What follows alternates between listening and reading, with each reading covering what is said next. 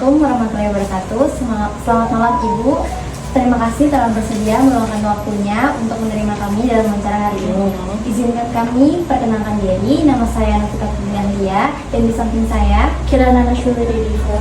Wawancara ini bertujuan untuk mengumpulkan data, tugas atau penelitian kami mengenai penerapan kode etik guru. Semua jawaban Ibu akan dirahasiakan dan hanya digunakan untuk keperluan akademik. Kami akan membacakan beberapa pertanyaan dan mohon dijawab sesuai pengalaman dan pandangan Ibu. Baik, sebelumnya Ibu, bolehkah perkenalkan nama Ibu siapa dan latar belakangnya? Baik, nama saya Yayu Kartini, sehari-hari bekerja sebagai kepala sekolah di salah satu sekolah dasar di Kabupaten Banjar. Juga bergerak di beberapa bidang pelatihan guru. Baik Bu, langsung kami mulai aja ya pertanyaannya ya Bu Yayu. Yang pertama, menurut Ibu bagaimana makna atau arti kode etika guru bagi Anda seorang pendidik? Baik. Guru yang bekerja di sekolah itu punya pedoman, punya landasan dalam bekerja, dalam bertingkah laku, dalam melakukan hal apapun yang disebut dengan kode etik. Kode etik itu adalah landasan para guru untuk tetap berjalan bekerja sesuai dengan koridor yang benar, sehingga bisa mempertahankan pola-pola guru sebagai seseorang yang harus digugu dan ditiru sehingga tidak keluar dari jalur yang seharusnya. Baik Bu, pertanyaan yang kedua ya Bu. Dalam kode etika guru diatur mengenai sikap dan perilaku seorang guru dalam menjalankan tugas profesionalnya. Menurut Ibu, sikap dan perilaku seperti apa yang diatur dalam kode etik guru tersebut?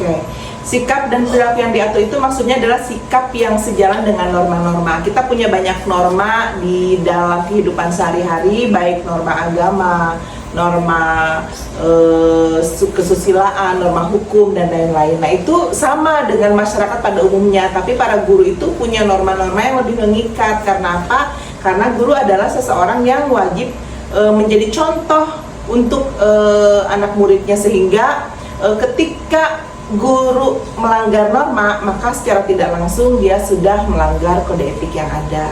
Baik Ibu, pertanyaan yang ketiga ya Bu. Menurut Ibu, apakah para guru di Indonesia saat ini telah melaksanakan tugas profesionalnya sesuai dengan kode etik guru Indonesia? Ya. Mohon beri penjelasan dan contoh nyatanya. Ya, kalau ada pertanyaan apakah saat ini para guru sudah sesuai dengan kode etik yang ada? Secara mayoritas mungkin sudah, tapi ada oknum-oknum guru yang mungkin dia melanggar norma-norma yang ada. Misalnya, guru yang pada saat jam kerja dia kelayapan kemana, guru yang tidak bisa menjaga marwahnya, udah harusnya menjadi contoh, ketika dia main sosial media justru menjadi contoh yang buruk untuk anak muridnya. Nah, itu banyak, tapi juga jauh lebih banyak guru yang punya etika yang bagus gitu. Baik Ibu, selanjutnya ini nomor 4. Menurut Ibu, seperti apakah perilaku profesional dalam menjalani hubungan dengan siswa-siswi? Perilaku profesional saat menjalani hubungan dengan siswa dan siswi yang menurut saya yang paling utama adalah ketika kegiatan pembelajaran di kelas. Jadi guru yang profesional itu adalah guru yang bisa memfasilitasi anak untuk bekerja, untuk belajar dengan baik, dan dia bisa bekerja dengan nyaman gitu. Jadi seperti apa yang profesional? Yang pertama adalah dia tahu kode etik yang benar. Dia bisa memberikan contoh yang baik. Dia bisa meramu kegiatan pembelajaran yang ideal di dalam kelas. Guru yang bisa menjadikan contoh untuk anak-anak didiknya. Gitu. Ini Ibu, baik. Pertanyaan yang kelima ini, bagaimanakah Ibu memaknai pertanyaan bahwa guru harus berusaha menghindari kekerasan fisik dan mental di lingkungan pendidik? Baik. Jadi gini, di lingkungan sekolah itu ada banyak kejadian-kejadian yang mungkin belum sesuai dengan koridor yang baik. Jadi ada bullying, baik yang dilakukan oleh anak kepada anak yang lain, atau kekerasan yang dilakukan oleh guru kepada anak, dan itu dilarang. Jadi pertanyaannya apa tadi? Bagaimanakah Bagaimanakah Ibu mengenai pertanyaan bahwa guru harus berusaha Oke. menghindari kekerasan Baik. fisik dan mental di lingkungan? Guru itu harus berusaha untuk mengurangi kekerasan fisik dan mental. Kita tahu bahwa guru adalah manusia biasa, pasti punya emosi juga kan ya. Tapi guru yang bagus itu adalah guru yang baik itu adalah guru yang bisa mengelola emosinya. Jadi ketika menghadapi siswa dengan beragam macam tingkah laku mereka yang kadang-kadang bikin guru pusing, yang kadang-kadang bikin guru itu kehilangan kesabaran, maka guru yang bagus harus bisa mengelola emosinya. Semarah-marah apapun terhadap anak, kita harus paham bahwa ada kode etik yang harus kita jaga. Salah satunya adalah apa? Tidak boleh melakukan kekerasan kepada anak apapun yang terjadi, meskipun mungkin yang salah anaknya, tapi tetap nggak boleh pakai kekerasan. Kalau kita kasih hukuman buat anak, itu hukumannya adalah dalam bentuk yang mendidik. Misalnya mereka mengganggu temannya, mereka membuli temannya, guru yang tidak sabar mungkin akan melakukan kekerasan, nyubit atau mukul kepada anak yang melakukan kekerasan. Tapi itu sama saja mencontohkan bully dalam bentuk yang lain. Makanya kita kasih semacam pendekatan kepada anak. Kamu kenapa mengganggu teman? Apa manfaatnya mengganggu teman? Jadi diperlukan seperti itu. Guru harus bisa mengelola emosinya. Ini pertanyaan apa yang menjawab yang sangat bagus ya Bu. Ini selanjutnya yang nomor 6. Menurut Ibu, sejauh mana seorang guru perlu menjalankan kerjasama dengan orang tua atau wali murid dalam menjalankan tugas profesionalnya? Jadi untuk menjalankan tugas profesionalisme di sekolah, guru itu kenal yang namanya trisentra pendidikan. Apa itu trisentra? Itu adalah hubungan timbal balik antara 3 komponen. Siapa aja? Guru, orang tua, dan siswa. Orang tua itu salah satunya adalah masyarakat. Jadi seorang guru itu harus mampu menjalin kerjasama yang baik, harus mampu mengelola hubungan yang harmonis dengan orang tua, siswa, dan masyarakat di sekitar. Karena apa? Semakin terjalin hubungan yang bagus antara 3 center itu, maka akan semakin tercipta kondisi yang ideal di dalam kelas. Nah, hubungan dengan orang tua dan masyarakat itu juga penting. Salah satunya adalah bagian dari kode etik guru, di mana guru yang baik itu adalah guru yang punya kemampuan untuk berkolaborasi dan untuk bekerja sama dengan sekitar, termasuk orang tua dan masyarakat sekitar. Baik, ini lanjutin ke nomor 7 ya Bu. Oke. Menurut Ibu, apa makna dari pernyataan bahwa seorang guru harus bekerjasama secara aktif dan dengan masyarakat untuk meningkatkan martabat profesionalnya? Oke, selain dengan orang tua, sekarang dengan masyarakat. Jadi sekolah yang bagus adalah sekolah yang bisa menjalin kerjasama dengan seluruh warga sekolah. Salah satunya adalah masyarakat. Siapa aja? Masyarakat sekitar sekolah.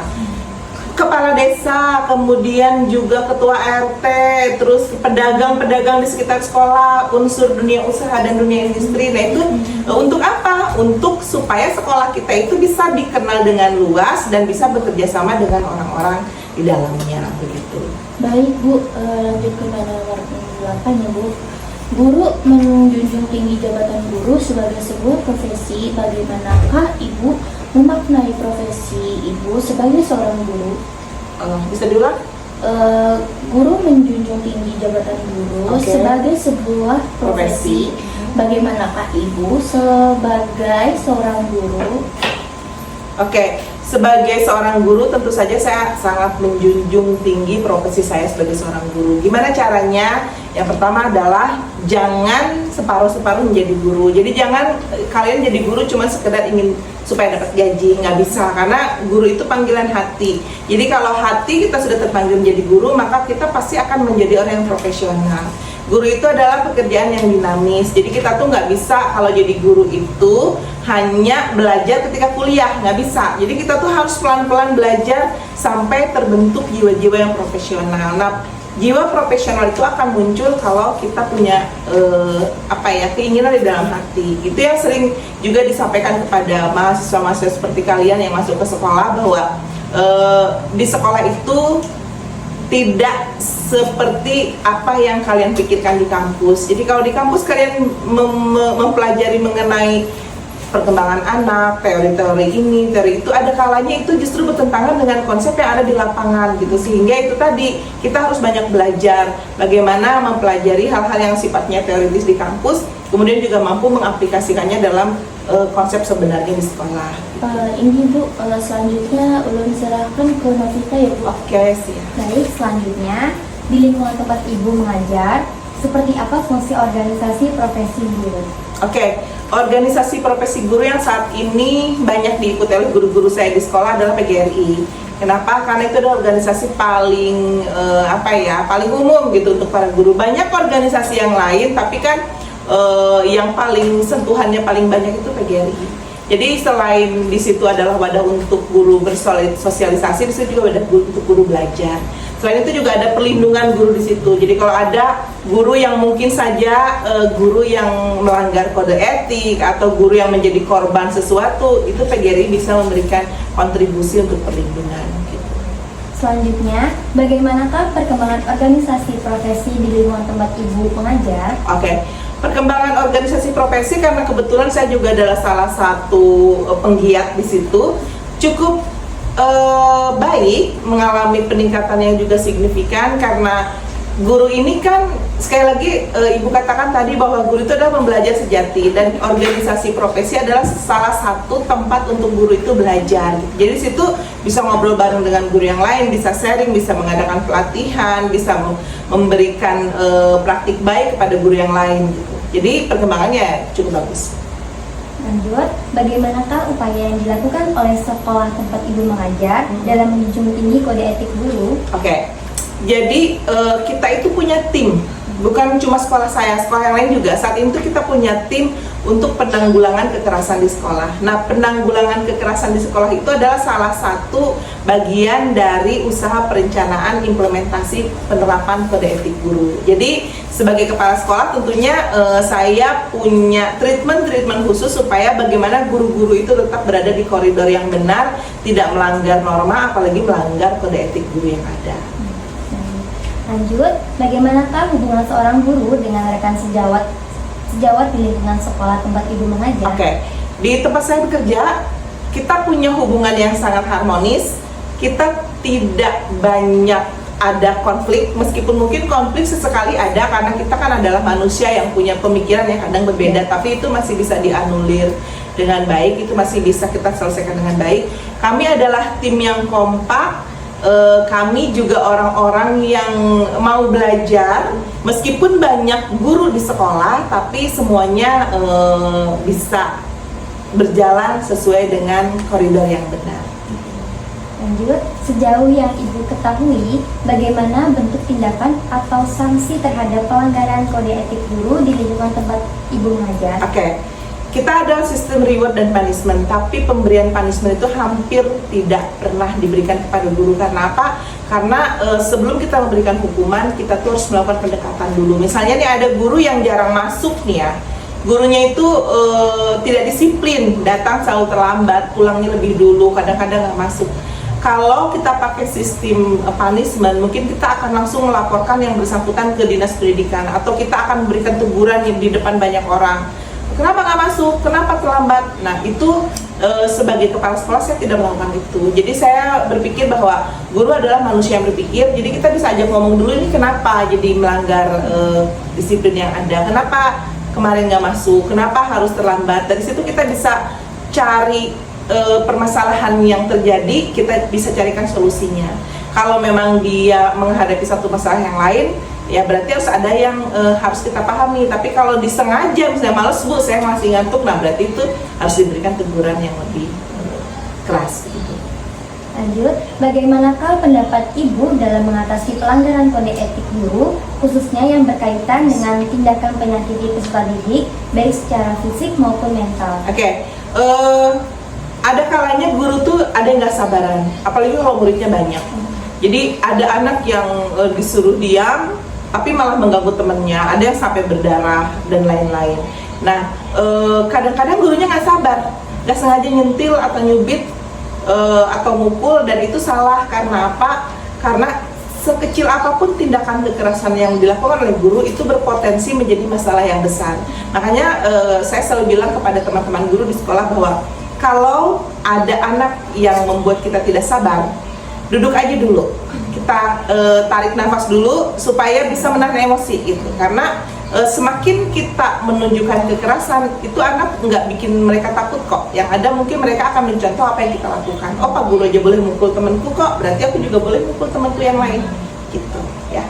Lanjut, bagaimanakah upaya Ibu dalam menjaga dan menerapkan kode etik guru di lingkungan kerja dan masyarakat? Ya, kita itu punya kombel namanya komunitas belajar. Nah, di situ tuh kita selalu memberikan penguatan kepada semua rekan-rekan yang ada bahwa kita harus selalu menjunjung kode etik yang ada, menjadi guru yang profesional, menjadi guru yang handal, menjadi guru yang berkualitas. Nah, di situ nanti kita bisa berikan penguatan supaya tetap sesuai dengan jalur etika yang benar apa yang harus dilakukan. Kalau misalnya ada mulai yang melenceng-lenceng, ya agak-agak menuju ke arah yang kurang baik, bisa berikan kita bisa berikan pendekatan dan teguran yang tepat. Ini pertanyaan terakhir ya Bu. Oke. Menurut pendapat Ibu, seperti apa sosok guru yang profesional itu? Oke. Mohon berikan penjelasan beserta contoh nyata. Oke. Sosok guru yang profesional adalah guru yang paham bahwa dia itu adalah guru, orang yang senantiasa digugu dan ditiru. Kalau dia paham bahwa oh, aku adalah role model untuk anak didikku, aku akan selalu dilihat, dicontoh dan ditiru anak didikku, maka aku akan senantiasa memberikan contoh yang baik. Nah, itu adalah guru yang profesional. Contoh yang baik itu apa? Bukan cuma dari segi etika, sikap, bukan cuma itu, tapi juga dalam berbagai hal yang lain. Sudah sikapnya bagus, terus pinter gurunya, bisa melakukan pendekatan kepada anak, emosinya terkontrol, mau belajar, terus juga punya kemampuan yang baik dalam bekerja sama dalam tim, itu tentunya bisa menjadi contoh bahwa guru tersebut profesional. Jadi untuk menjadi guru profesional tuh ada beberapa poin yang harus dipenuhi oleh guru begitu. Dan guru yang baik tahu bahwa ada beberapa hal yang harus mereka kuasai dan selalu belajar, intinya seperti itu. Oke, terima kasih ya Bu. Ini sudah pertanyaan terakhir tadi. Semoga informasi yang kami dapat bermanfaat buat kami semuanya. Ya. Sekian dari kami. Wassalamualaikum warahmatullahi wabarakatuh. Waalaikumsalam warahmatullahi wabarakatuh. Bisa dimatikan?